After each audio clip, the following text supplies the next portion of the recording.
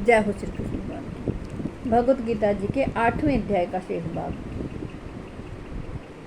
श्री कृष्ण भगवान कहते हैं, हे अर्जुन, जो पुरुष मुझ में अनन्य चित्त होकर सदा ही निरंतर मुझ पुरुषोत्तम को स्मरण करता है, उस नित्य निरंतर मुझ में युक्त हुए योगी के लिए मैं सुलभ हूँ, अर्थात उसे सहज ही प्राप्त हो जाता हूँ। परम सिद्धि को प्राप्त महात्मा जन मुझ को प्राप्त होकर दुखों के घर एवं क्षण भंगुर पुनर्जन्म को नहीं प्राप्त होते।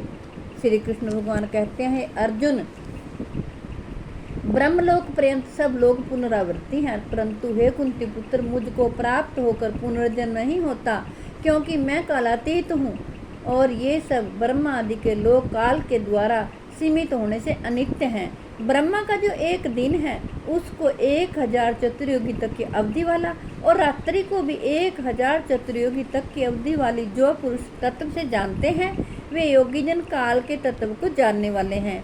संपूर्ण चराचर भूतगण ब्रह्मा के दिन के प्रवेश काल में अव्यक्त से अर्थात ब्रह्मा के सूक्ष्म शरीर से उत्पन्न होते हैं, और ब्रह्मा की रात्रि के प्रवेश काल में उस अव्यक्त नामक ब्रह्मा के सूक्ष्म शरीर में ही लीन हो जाते हैं।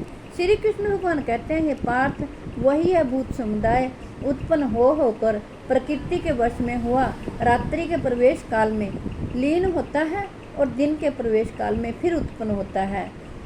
उस अव्यक्त से भी अति परे दूसरा अर्थात विलक्षण जो सनातन अव्यक्त भाव है, वह परम दिव्य पुरुष सब भूतों के नष्ट होने पर भी नष्ट नहीं होता।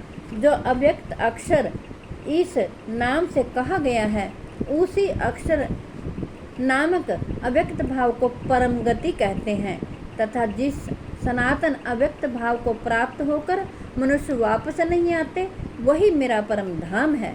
हे पार्थ, जिस परमात्मा के अंतर्गत सर्वभूत हैं और जिस सच्चिदानंद घन परमात्मा में है समस्त जगत परिपूर्ण है, वह सनातन अव्यक्त परम पुरुष तो अनन्य भक्ति से ही प्राप्त होने योग्य है।